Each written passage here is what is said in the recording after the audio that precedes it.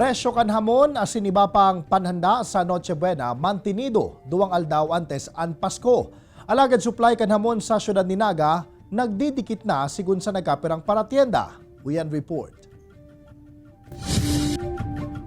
Ngunyan pa sa ng aldaw sibut na ang merkado publiko sa syudad ni Naga para sa mga naghahabol sa Christmas rush. Anina na si Merlin na hali pa sa banwaan ng Kamaligan, 2,000 pesos ang darang budget. Pagkakasyaho na subot niya ini para sa saindang Noche Buena asin Medianoche. Importante lang yung mayroon kang pagsasalo-saluhan, tapos yung importante makaraan na yung Pasko na magsama-sama kami magpamilya. Mati naman ka mga paratsyendaan pagruso kan dagmang na parabakal urog na sa frozen goods section na ini.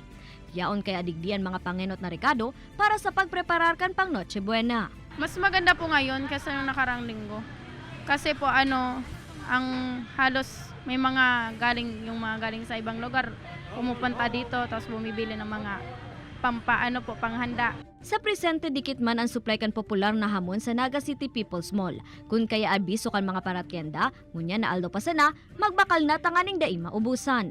Nagkakawat ang presyo kan hamon puun 165 to 550 pesos depende sa klase asin sa brand. Kunti lang nga, pig-order ko lang nga, dapat mga 20 pieces, binigay lang sa akin 10 pieces.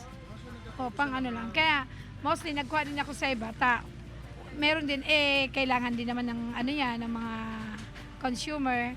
Mantinido man ang presyo kan manok asin karning urig. Dai man nahihiling ang posibilidad na maglangkaw pa ang presyo kaini, hulita bastante pa sa ngunyan ang sa indang supply. Dati rin ang bentahan, 290, 300. Ewan ko lang, depende sa sa baboy. Pagka ang farm tumaas ang presyo, tataas din ng karne namin. Alagad ang presyo kan sibuyas nagtitinir sa 360 to 400 pesos. Maada kan sibuyas, sabi daninda. Ginto man ang gadbaga. Enot namang nagtaong abiso ang DTI sa publiko na maginwai sa paggasto ng kwarta ngunyan na holiday season tanganing Merry Pamangiraray ang Christmas kan gabos. Ini si Don Jimenez, Balitang Bicolandia.